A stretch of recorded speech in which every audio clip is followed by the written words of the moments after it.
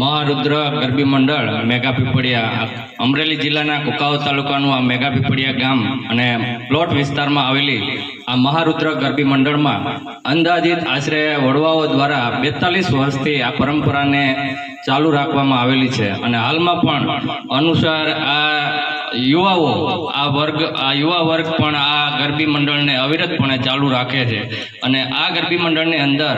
નાનામાં નાની બહેનોથી માંડી અને મોટી બહેનો સુધી માતાજીના વેશ ધારણ કરી ખંજરી રાસ અને અવનવા પ્રકારના દાંડિયા રાસ અહીંયા આયોજન કરવામાં આવે છે અને ખાસ કરીને તો એ વાત કરવામાં આવે છે કે વડવાઓ દ્વારા પરંપરા ભાતીગળ સંસ્કૃતિને ધ્યાનમાં રાખી અને ભારતીય પરંપરાની અનુસાર જે પહેલાંની સંસ્કૃતિઓ જે પહેલાંના જૂની પરંપરામાં જે હુડો રાસ લેવામાં આવતા હતા અને અલગ અલગ પ્રકારના દાંડિયા રાસ લેવામાં આવતા હતા તેની મોટી બહેનો દ્વારા એનું માર્ગદર્શન આપી અને નાની બહેનોને તૈયાર કરી અને આવા સુંદર મજાના રાસનું આયોજન કરવામાં આવે છે. દરેક 10 દિવસ સુધી નાની બાળાઓથી લઈ મોટી બહેનો સુધી તમામ માતાજીની આરાધના કરે છે અને આ આરાધનાની સાથે સાથે આ દરેક બહેનોને ગરબા પૂરા થયા પછી એમને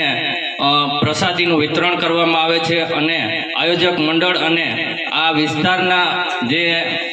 ભાઈઓ હોય છે એમના દ્વારા એમને લાણી આપવામાં આવે છે અને આવી રીતે 10 દિવસ સુધી આ બધી બહેનો લાગે છે કે ખાસ સાક્ષાત માતાજી જ મંડળમાં રમવા આવતા હોય દરરોજ અને ક્યારેક તો એવો પણ અનુભવ થઈ જાય છે કે ખુદ માતાજી જ રમતા હોય. આવા અનુભૂતિની સાથે સાથે આવા 10 દિવસ સુધી આ આયોજક મંડળ અને મિત્ર મંડળ અને વડવાઓના માર્ગદર્શન અનુસાર આ ભારતીય પરંપરાને ધ્યાનમાં રાખી અને 10 દિવસ પૂર્ણ કરી 10મા દિવસે દશેરાના દિવસે બહેનો મન ભરીને લગભગ સવાર સુધી ખેલી લે છે અને આવા સુંદર મજાના આયોજન બાદ 10મા દિવસે માતાજીના હવન હોમ કરી અને છેલ્લા દિવસે બહેનોને આ તમામ વિસ્તારના આયોજકો દ્વારા જે કંઈ રકમ ભેગી થઈ હોય એ રકમમાંથી સારામાં સારું અને બહેનોને કાયમી ઉપયોગમાં આવે અને બહેનો કાયમ યાદ રાખે એવા આ મંડળ દ્વારા એમને મોટામાં મોટું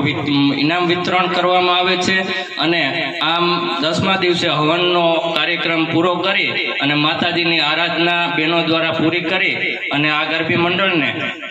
ફરી પાછું વહેલું આ નવરાત્રિનો પર્વ આવે એની રાહ જોતા આ આયોજન પૂર્ણ કરવામાં આવે છે. બોલો નવદુર્ગા માતની.